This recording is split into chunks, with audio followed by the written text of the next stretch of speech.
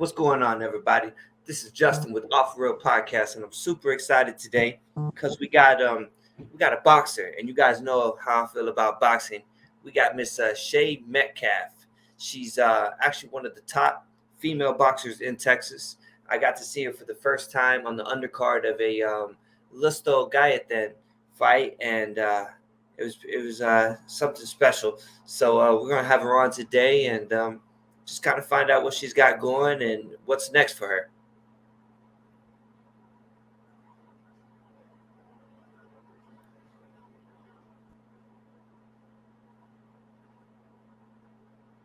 Or no.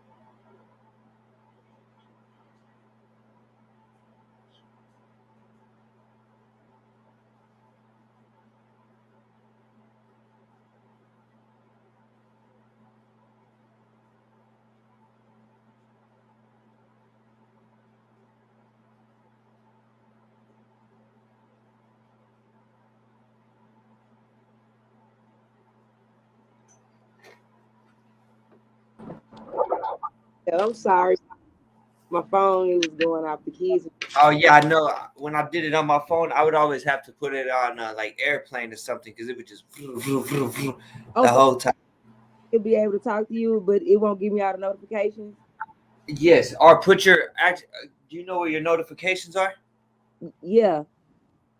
Hold on. You can do it two ways. You can turn it off like that, or you can go. Because I don't want to leave. I don't want to leave from here. Oh, there you go. Did you try airplane mode?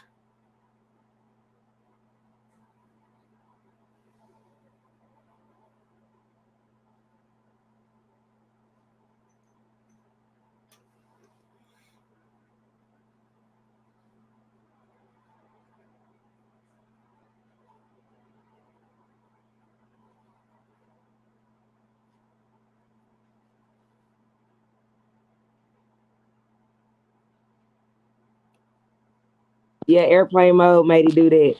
Okay, my fault. I was wrong. That's So, not gonna- okay. if the notifications come up, I'm just not gonna touch it or All nothing. right, we'll get straight to the point. We'll get it done. So, all Okay. right, we'll come in like this. What's going on, everybody? This is Justin with Off Road Podcast, and I'm super excited because, as you guys know, I'm a fellow big fan of boxing. Let's do that one more time. All right. What's going on, everybody? This is Justin with Off Road Podcast, and I'm super excited about this episode. As you guys know, I'm a huge fan of boxing, and today we got one of the best female boxers, period, in the state of Texas. I got to see her on the undercard of the Listo Gayathan fight, and it was actually one of my favorite fights of the night. I got to speak with you real quick afterwards, and just your whole vibe, your energy, and also the way that you were able to bring the city out had me very impressed with you. So go ahead, introduce yourself, and tell the people a little bit about you. Well, I'm Sharetta Metcalf, and everybody know me as Chicken, motherfucking champ. And I'm from Dallas, Texas. Cliff, if that is. Well, congratulations. You guys just brought home a state championship in football. Periods at South Oak Cliff. Yeah. That's beautiful. That's beautiful. So I guess what high school did you go to? I ended up going to Skyline in Lincoln. Okay. Yeah, yeah. Hey, Great, lot of talent from those schools. Both of those schools, yes. Uh, how did you get into boxing? I started underground. It was underground boxing, and it was just for the just they was tipping us, giving us money, and so I was just beating everybody up naturally. And so they were just like, "Hey, you should try it for real, like box for real." So I went amateur, and I went to nationals. I got ranked number 5 in the country, and of course, like you don't get paid in amateurs, and I like to get paid to fight. I just went ahead and went pro. No, no. If you're gonna take that punishment, you might as well get paid, right? Get paid. So let's I guess you had some good fights, and then I seen that you kind of stepped away for a minute, correct? No, actually, I didn't step away. The pandemic just pretty much put it Yeah, off. no, no, no, not meaning you stepped away from fighting, but the pandemic. Yeah, yeah, Yeah, but I still was in the gym because I was still getting calls. But as you see, I have a good record, and a lot of those champions that's coming here, they're not fighting the girls who can really fight. They was just pretty much just calling girls with okay record that they would still be able to get these belts or still be able to defend their titles. So that's what okay, was going on during the pandemic. okay, okay. And then fast forward to, I guess, the 19th. You have a fight, right? Hmm? Are you excited about that? I'm ready for that fight. I'm fighting a girl I already fought before, Karen Doolin, but she's a veteran in the game. She's always in shape. Her last 2 fights, she's won by knockout. I seen. So I was just like, hey, I might begin to this time. Man, that's exciting. Who who was your inspiration as a female boxer? Before I became a real boxer, I was watching like Amanda Serrano, and before Noemi Vasquez, before like how her record is going now, but before that, like she was a dog. I used to like watching her too, Noemi, and of course the girl from Texas, Ann Wolf, Miss Of Night. course. Gotta like Ann Wolf if you from Texas. Have you got to meet Ann Wolf? Yes, I actually have a picture with her. Look, I need to start posting that picture. I have a picture where I met her as an amateur. Oh wow, that's special. Yeah, she's something special. That the first time I heard about her was that I guess the 2020 episode they did about her, the Nightline episode. Do you remember that? No, I didn't get to see that one. I'm gonna send you the link. There's a special they did on TV about her that's phenomenal. Yeah, I want to I'll, see that. The Christy I'll make Martin. sure you get it. You know about the Christy Martin story? Oh yeah, that's on Netflix, right? Yes, on Netflix. I want to see Ann Wolf too, because that Christy Martin story, like that was great. Yeah, and I didn't know any of that about her. I knew her name, but I didn't know her story. It's pretty incredible. She So went. I get She was a woman. yes. Oh, 100%, 100%. Now, that's one thing I noticed about you is you do a lot more than just box. You have businesses, you have things going. Tell me about your plans for life after boxing. Well, I've been talking to a couple of promoters and matchmakers and stuff like that. So I know that I still want to be involved in boxing after I finish fighting. And it'll probably be somewhere around there, as matchmaker, manager, promoter, because I help doing all those type of things. And then as you see, I be putting on like my own little like Spar Wars, my little Right. fight stuff. I be putting those on, and you see, I bring out like a really big crowd. Like I know how to promote it here in Dallas. Your fan base is very impressive, and it's I guess it would say it's genuine. People really are rooting for you, and so I think if you keep going the way that it's going to be when you finally get there, the city's going to go crazy.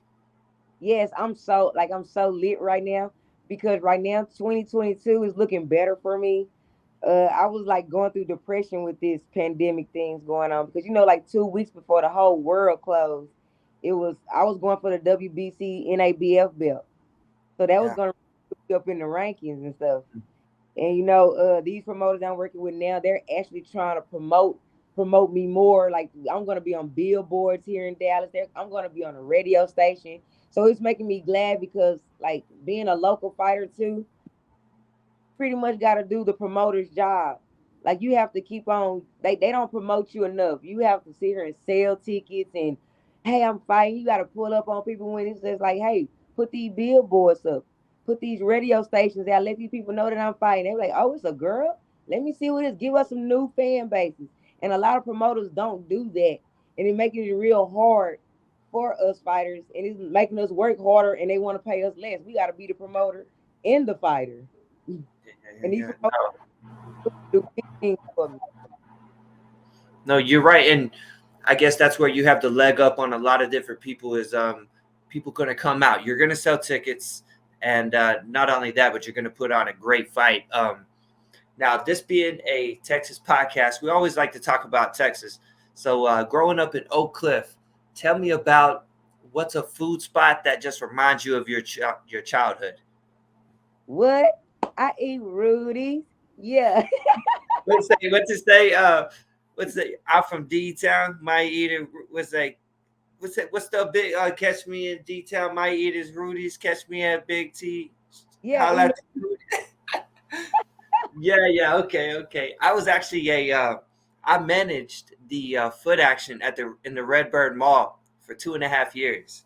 yeah, my boutique that I have, my boutique and salon is right across the street from Redbird Mall, because people don't know that that part of town was like a very booming black area. Like, you could go. I used to work in high school, and I would catch the bus over to Redbird Mall just to go shopping, eating, like everything. I love the fact that they're bringing that back and remodeling that whole area over there. Remember when they used to have the circus in the parking lot? Yes, the Soul Circus. I used The to love. Soul Yeah, we would hand out free tickets. And what was there was there was the ponchos that was by the mall, and then there was the barbecue. Yes, the punch. Hey, I'm mad they took that puncho. That was like the best punchos. It really was. It had a whole new flavor to it for sure. Yeah. Yes, yes. I that was some of the funnest times. That 2 years I could make a movie about. Had Hey, fun in Oak Cliff. Oak Cliff is a movie. That's why we say we Oak Cliff, we like our own. It was I remember the people that would come into Redbird. I mean, it was every rapper would come in, and it was just the energy. I remember when they had the relays and everybody would come to the food court after the track meet. It No, was no, it's exactly that. I'm talking about. I still was like catching the bus over there, even in high school. After I graduated, I would still go over there. yeah, yeah. That's awesome to hear that. I guess so. Let's talk about now. What's where do you live at now? What Right now, area? just a little suburb outside of Dallas, right there. Okay. So Yeah, not what's far and stuff. I could be in Redbird Mall in like 10, 12 minutes. okay? What's a food spot that you eat at now that kind of reflects where you're at in life? Um, There's any good spots tucked in over there? well, they probably not over here. I think I'm more of like a soft bake type of thing now. I'm on my bougie stuff. And you're allowed to be, right? Yes. Well, good deal, good deal. Well, like I said, I won't take too much of your time. I thank you so much for joining us. Before we head out, is there anything you want to say to the people? Hype the fight up a little bit, maybe? Well, I just hope one day Eddie Hearn lines that Ebony Bridges fight up. I'ma always be vocal about that fight. I want to fight her so bad.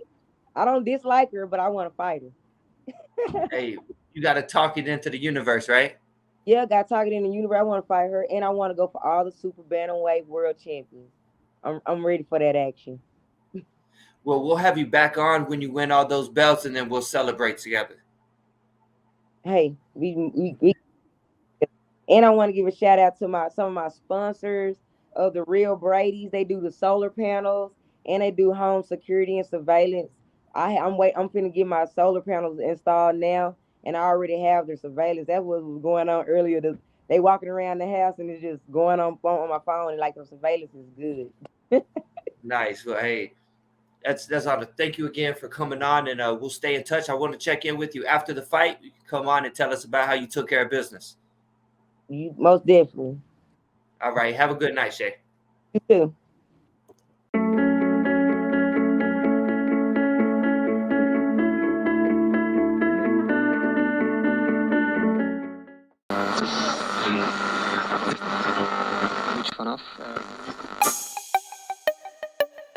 This has been a Rogue Media podcast.